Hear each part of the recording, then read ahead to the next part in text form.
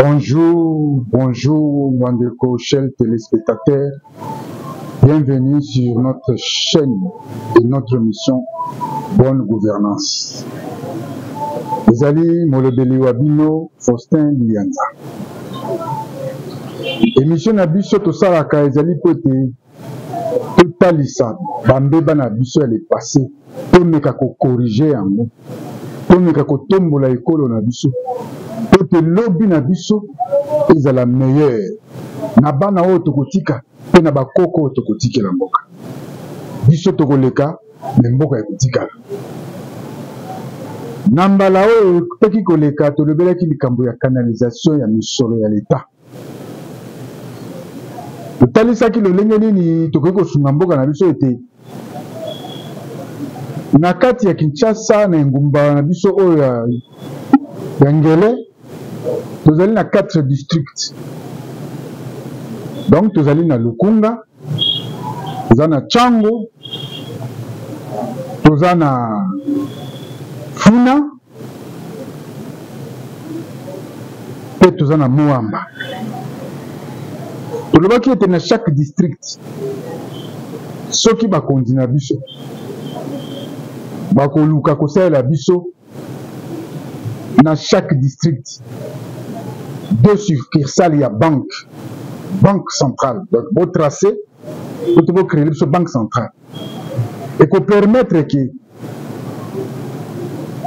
biso banso tokendaka esika moko côté moko tant to lambaka na tongo tokendaka na ville et faciliter pe ba misusu pona ko diminuer ba embouteillage pe pona ko panza bisika ya misala misolo ekota na ba banque oyo ezali na ba bisika ba oyo bino bokotonga ezala tracé. Et te betimbela était dos à la banque centrale congolaise.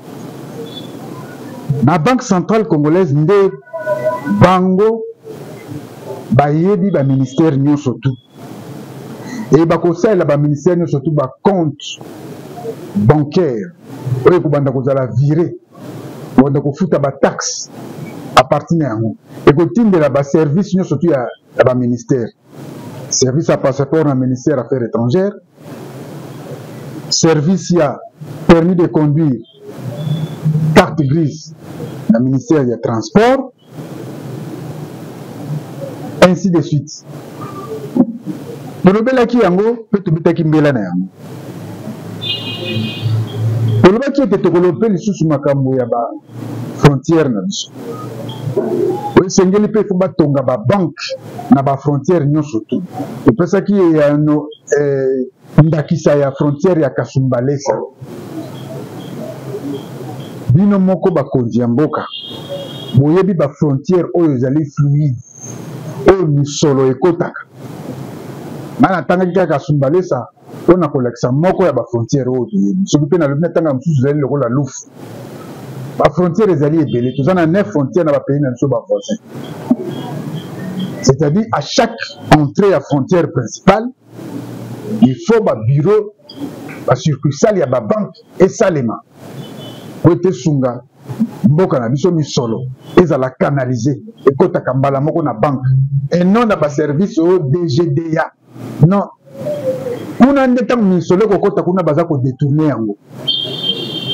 Or na banque ezali ko canaliser misolo pour ko permettre mboka na biso tango ko za misolo wana na budget ya mboka ya l'état ya congolais pe misolo ko bakisa me ko sunga biso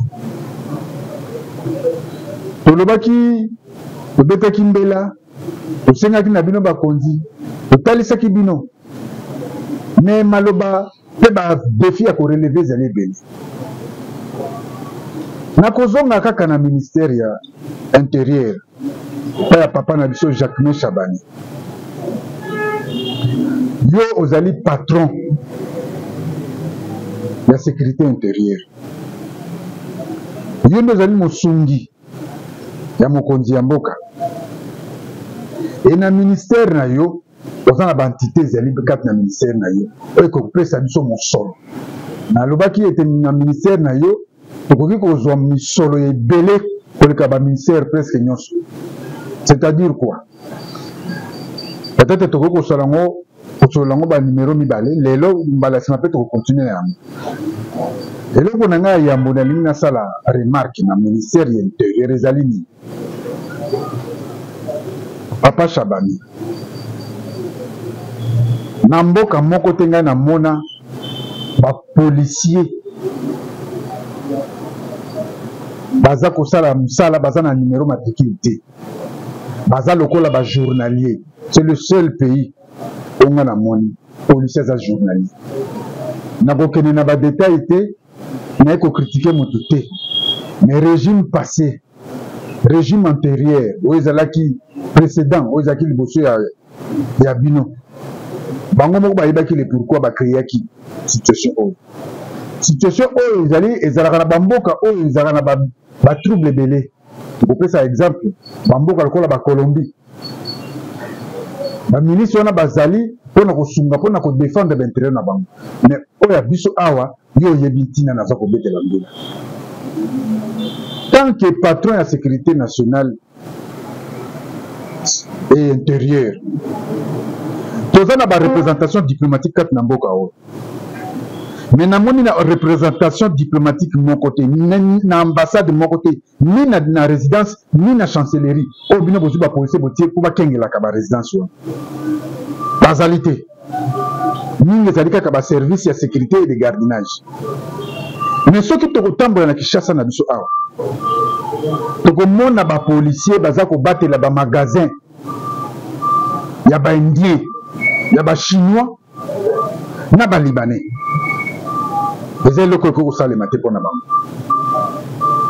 Nakosenga nao patron de la sécurité nationale. Convoqué état-major na yo ya la police. Selon la commandant ya garnison. Ya garnison ya arme na la police. Oya bomba kaminduki nyoso tu. Wa yebi bisika nyoso minduki ya la police ezali. Solo la na ye.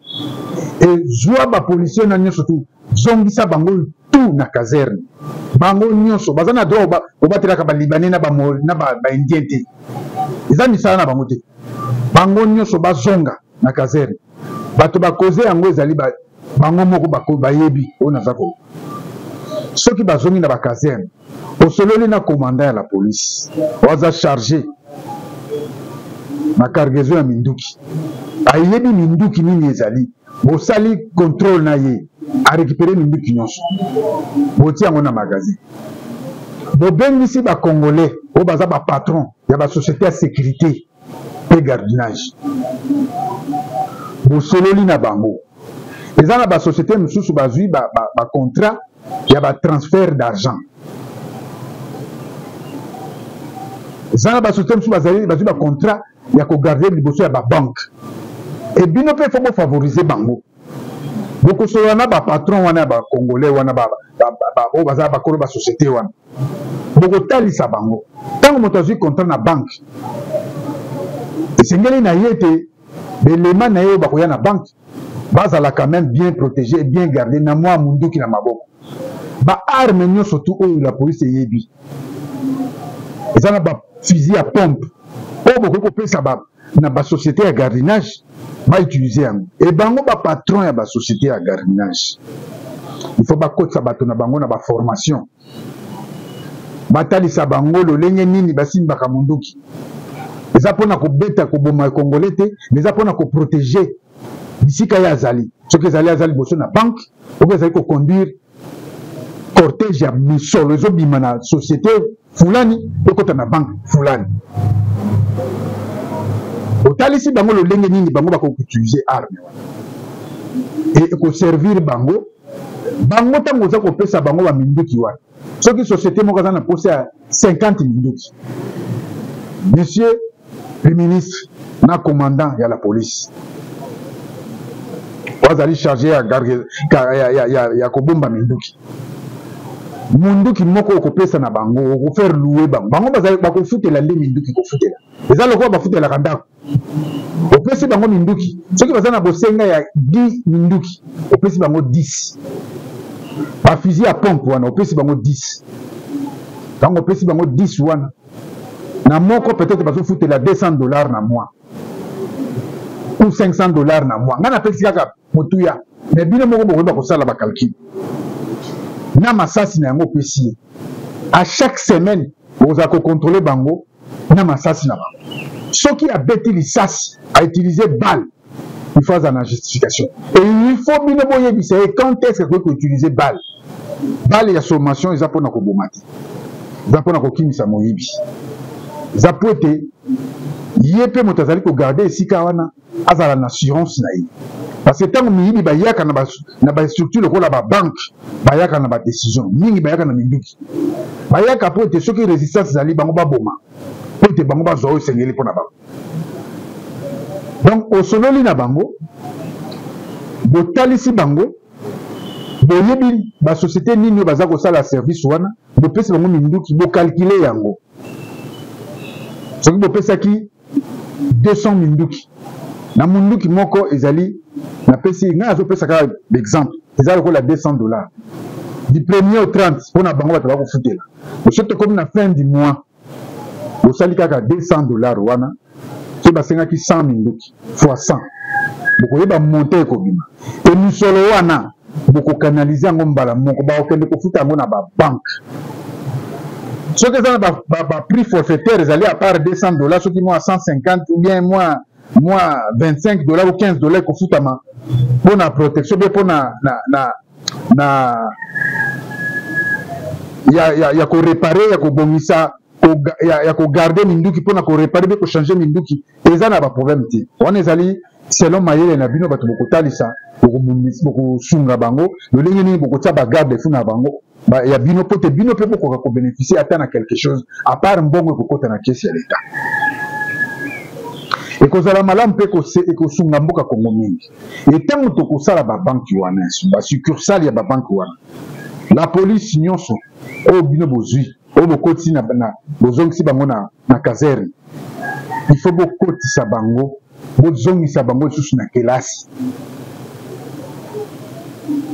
bozongisa bango na école nationale de la police botalisa bango quel est le rôle ya policier rôle ya policier ezali nini rôle ya policier eza teke abimi na balabala akuta na moto parce aza na nzala telemisi moto abipesanga 500 ata moto atelemaki na position mabe oyo biso tobengi entrave à la circulation ye essentiel azwaka 500 na ye apres atika moto akende bamotif ezali ebele ya bapolicier ya circulation mitif eza ebele bainfraction oyo tolobi motif toza koloba na lolenge biso tobe mais na français na lokota ya français babi bainfraction bopesi bango mpe bacarnet d'infraction soki akangi moto aza na infraction soki infraction kosenga na ye 10 000 francs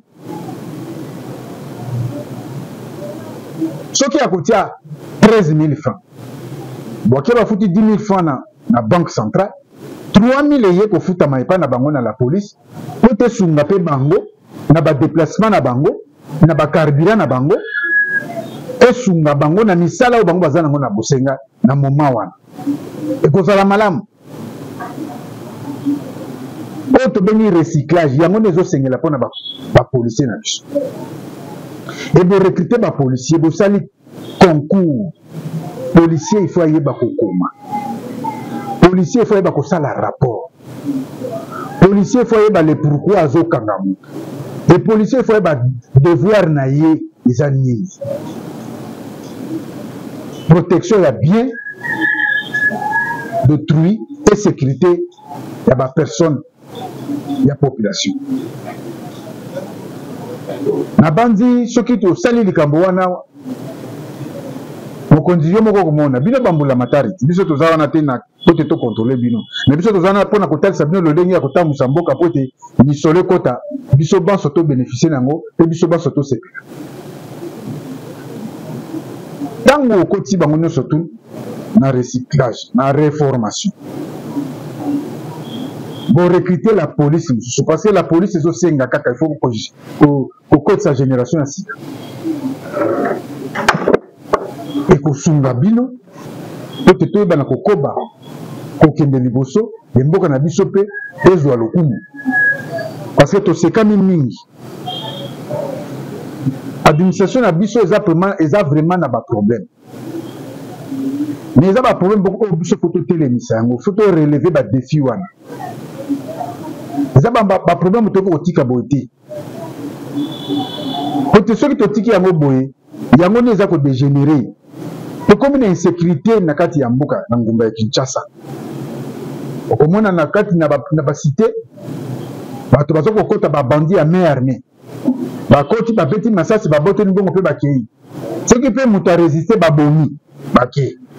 Tiko ministère na biso.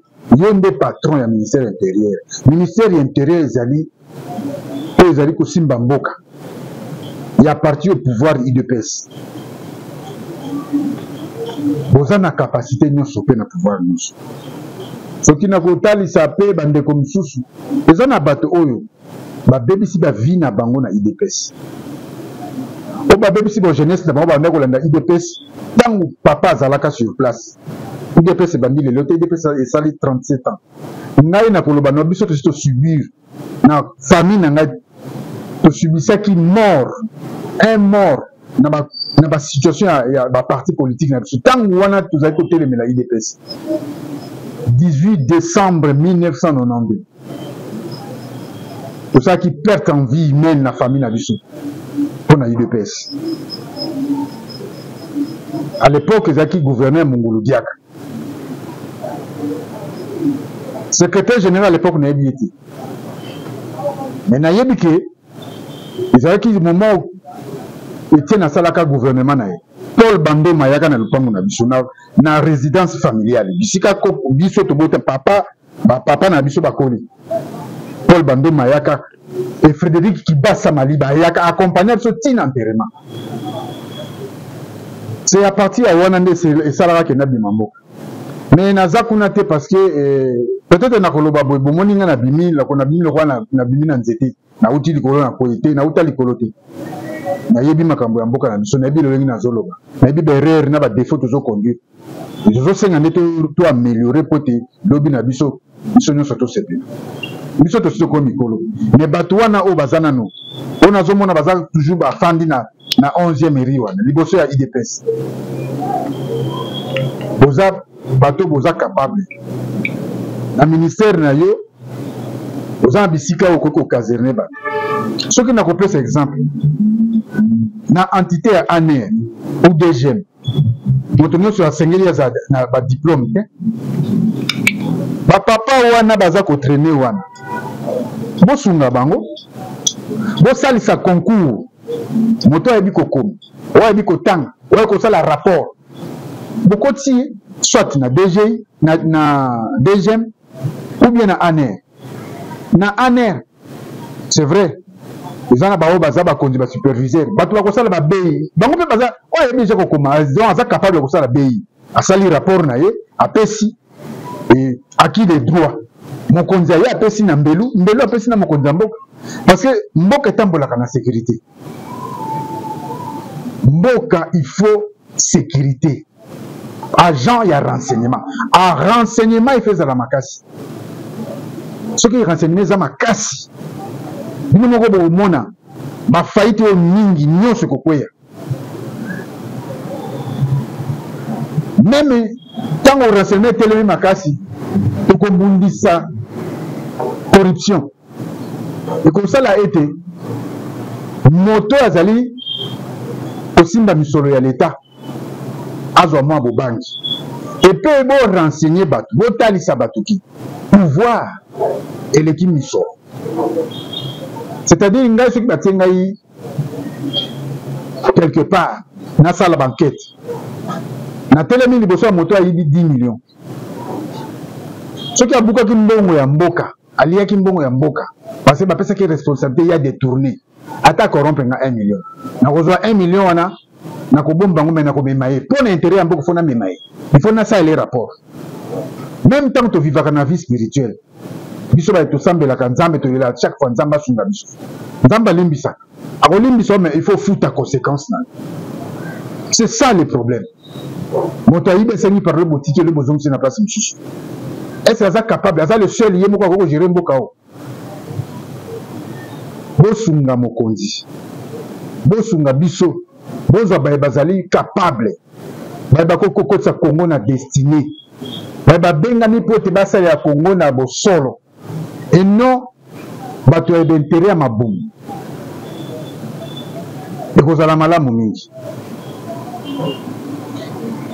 soki tokokende misika lisusu mosika encore de plus ministère ya intérieur oyo nazali koloba ntango nyonso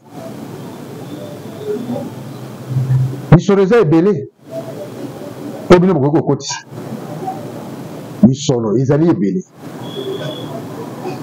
mbala ya nsima nalobaki likambo ya bapaya kati na mboka oyo bapaya mingi baza na bakarte d'identité te biso batitre de séjour te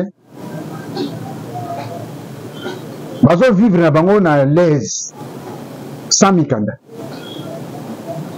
biso toyebi kovivre na mboka mopaya soki oza na mokanda te eza pasi boyebi yango bino boza bakonzi ya mboka soki lelo oke na Belgique mpe na France soki oza na mokanda te yo kovivre yo kosala okotravaille ndenge nini eza pasi bosunga biso mpe tozala mpona kosunga bino biso tozalaka mpo kotalisa bino lolenge nini bino kokokotisa misolo na mboka soki bosali recensement général ya baétranger kati na mboka oyo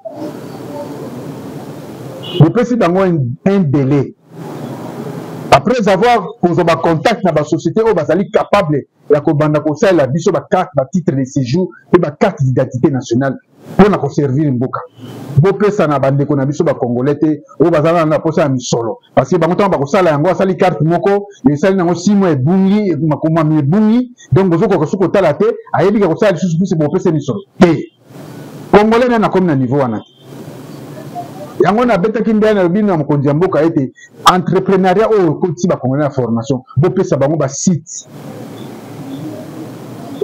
oyo ekopesama na baconseiller municipaux ya mboka c'est-à-dire basite oyo place nyonso to basalaka bavente oyo batekaka mboka na biso ekomi partout baza koteka bango bopesa bango baresponsabilité wana bakenda kosala bakozwaka bamisolo na barecouvrement na bacompte na bango mpe bango bakofuta leta wana nde tusi tolobelaki yango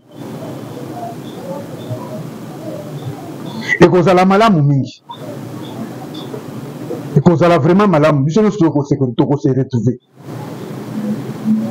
soki ozwi bato wana osali recensement na bango oyebisi bango ete désormais titre de séjour mpona mopaya nyonso oza na kati ya Congo eza na $300 napesi exemple pour 2 ans donc renouvelable 2 ans après c'est-à-dire bazwi $250 bakei kofuta na banque centrale $50 ekei mpona bapapier mpona bureautique mpona frais ya fonctionnement na la police mais la police mpe il faut azala na compte na ye oyo esengeli mpona police parce que soki otiki yango na n'importe qui a géré misolo na ekomonana te ntango tokosala recensement général ya bapaya ezali na bapaya oyo basali awa ba 30 ans banda akota na mboka pazwa mokanda te alors soki asala 30 ans ntango biso tolivre permis de séjour oyo eza 2 ans renouvelable na $300 c'est-à-dire quoi na 30 ans wana ezalaki azwa 15 fois titre de séjour ozwa ngo mbala moko eza $200 bozwi $200 bosala yango fois 15 esali bino $3000 afuti d'abord amende ya $3000 directement na caisse et le reste aluki a régulariser situation na ye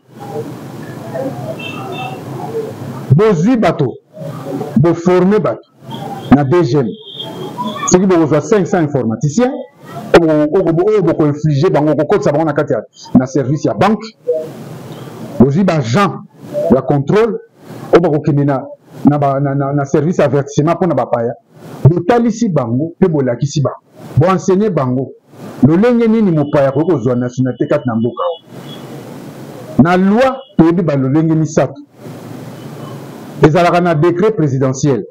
Mais dans le décret présidentiel, et puis ça m'a nationalité peut ça m'a na batonio sauté. Ils ont moi quelques-uns on zamba oh mon condape ça privilège.